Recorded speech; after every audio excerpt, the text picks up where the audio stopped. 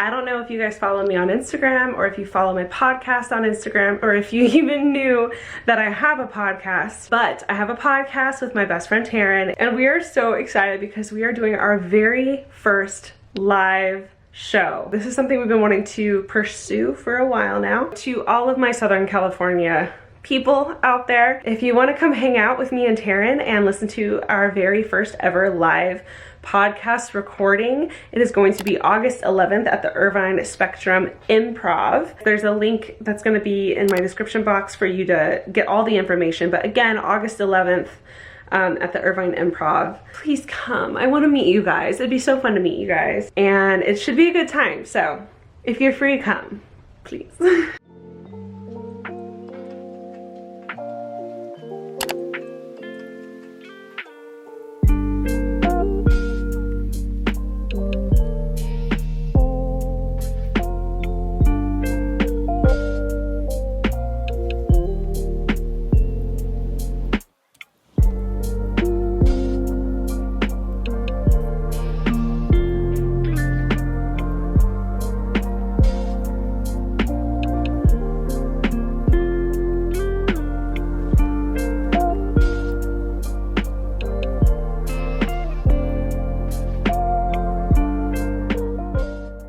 You guys might laugh, but I have been on the hunt for deodorant that doesn't leave marks on clothes. That is something I'm really bad at, as I feel like anytime I apply deodorant, it comes off everywhere, on my bra, on my shirt, on my dress. And I borrowed my boyfriend's deodorant a few weeks ago, and he has Old Spice. It's like the clear solid stick. And it's amazing, and it smells incredible, and it goes on clear, and I haven't seen it on any of my clothes whatsoever. I just loved it so much. I was like, oh, I just need to go buy like a female version of this. So I went to Target, and believe it or not, I could not find a clear solid stick of deodorant for women. I don't know why. I'm sure there's a brand out there and I just don't know of it, or Target doesn't carry it, but I was so shocked that there was no clear solid female deodorant stick. So I ended up buying Old Spice. I didn't get the like traditional scent because that is a very manly scent, even though I love it. This is the Bear Glove scent, so it's a little more like fresh, a little more gender neutral, and I'm obsessed with it, and I've been wearing it every day, and it does not come off on clothes, and I am obsessed with it. This stuff is incredible, and I just wanted to share that with you guys. Hey guys, it's a little bit later. Today is one of the best days, one of my favorite days of the week. I don't always get to do this, but when I do, I go in full force. It's been a bit since I've done this, so I am giving myself a full like recharge day. It is Sunday, it is the top of the week, and when I'm able to, I love fully like diving into organizing and cleaning and prepping for the week and self-care and doing all the things that make me feel good and happy and prepped for the week. So I'm so excited for this Sunday and just kind of really pushing in and leaning into taking care of myself. So this is a little like Sunday prep, Sunday self-care Sunday. Sure, that sounds better. And I just thought I would vlog it because what else am I gonna do today? Something that makes me deeply happy, just in my soul, is getting my nails done. And they're pretty grown out, they're kind of beat up. I'm gonna give myself a little nail refresh, a little pedicure moment, and come out reborn as a new woman. As far as money, I feel like I'm pretty frugal when it comes with my finances, but if there's one thing that I always spend money on, it's my nails. And I think there's something about it where I just feel pampered, I feel put together. I can look like an actual slob, but I'll feel good because my nails feel good. And this has always been one of those things that I've just always allowed myself to kind of splurge on, if that makes sense. I know manicures and pedicures can get really expensive, and for whatever reason, this has just been one of those things that just makes me happy. It really just does. And I'd rather wait on doing hair stuff or buying clothes to make sure that I get my nails done, because it just affects me so deeply. And that might not resonate with all of you guys, but I know some of you guys feel me. And maybe your thing is different. Everyone has a thing, and this is my thing. And anyways, that being said, I'm very excited to get my nails done right now because they need it.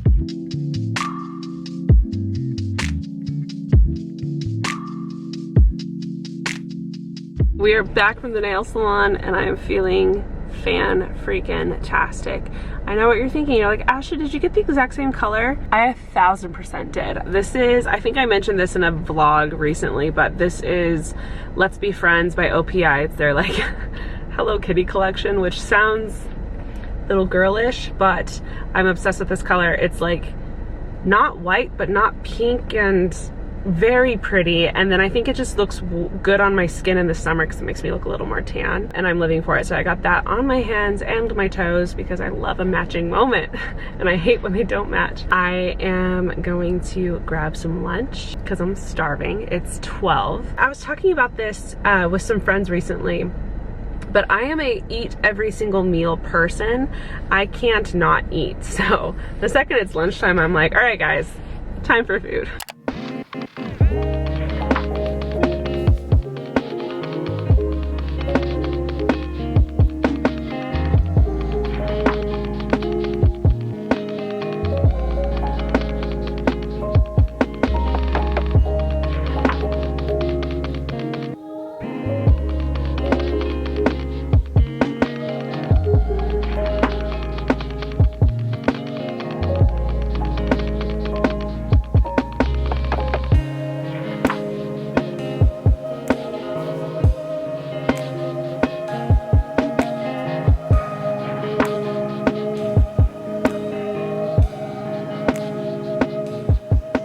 Lately, I've really been enjoying my outdoors time. I've been trying to prioritize it more. I feel a little more sane and stable and grounded when I just kind of get outside and sit for a bit. I try not to be on my phone. I'll bring my phone out for like music or meditation or something like that, which I have still been very much enjoying this year, but I'll try not to actively be on it, like posting or texting or taking calls or anything like that, answering emails. Out of the question. Outdoor time is outdoor time, and it is perfect time for me to just kind of like regroup, focus, and prepare for the week. I enjoy doing my meditations, I enjoy stretching, and sometimes I just enjoy like sitting here in the quiet, listening to the wind, to the city noise, stuff like that. The dogs have been coming out with me often and just kind of sunbathing, and it's been really great and I highly recommend it. Now, I don't know about you guys, but when I think self-care Sunday, I immediately go to skincare. You guys already know I am a skincare fanatic. I love taking good care of my skin. I love when it feels moisturized and healthy and glowy and dewy. I would love to get my skin down to a routine where I only have like a handful of products that I use and I use them every single day. I'm tired of switching things out. I'm tired of spending money on a ton of different things. And I'm so excited because I finally found the magical solution to all of my problems, and that is Apostrophe. Today's video is sponsored by Apostrophe, and the reason I love Apostrophe so much is because you don't have to leave your house to get dermatology products customized for you. The idea of making an appointment and going to see a dermatologist and having them give my skin like a once over sounds like so much work to me, and I've been meaning to do it for years now. And Apostrophe is amazing because you don't have to leave your house to get exactly what you want. Apostrophe's mission is to fight misinformation in skincare with experts, education, and evidence-based products. That's the key there. Evidence-based. At Apostrophe, all of their patients receive customized initial skincare plans that are crafted by a board-certified dermatologist. All you have to do is to explain what you're going through with your skin, whether it's acne, whether it's fine lines, whether it's dryness, irritation, rosacea. I used to really focus on acne all the time, but now that I'm in my 30s, I really don't struggle with acne anymore. I'm really focusing on deep hydration, moisturizing, fighting wrinkles and fine lines and stuff like that. I received my very own treatment plan, which is a mix of tretinoin and niacinamide, I think is how you say the last word, which is just a very lightweight topical cream that I apply every day. And that's it. That's literally all it is. And it's a legit prescription. I actually get 4 of these in my treatment plan, so I have 3 more refills with this prescription. And I don't have to do anything. It literally comes to the house. I also made it clear that I have very fair, very sensitive skin, especially when it comes to the sun. So they also included a sunscreen for me. This is a SPF 43 sunscreen. I've been using Apostrophe for a few weeks now, and I have been so obsessed with my skin. I feel like it's healthy, it's glowing, it's moisturized. I haven't even been wearing foundation lately. Huge thank you again to Apostrophe for working with me. And let's get back into my self-care Sunday. Something I have found to be very therapeutic for me over the years is watering my plants. I intentionally and purposefully wait to water them all on the same day because I just love walking around the house, listening to calming music and watering the plants. I think it just feels, one, like an accomplishment, like I'm checking something off of my list of things to do. There's something like that feels very nurturing for me. And also, I think it's just a good form of discipline.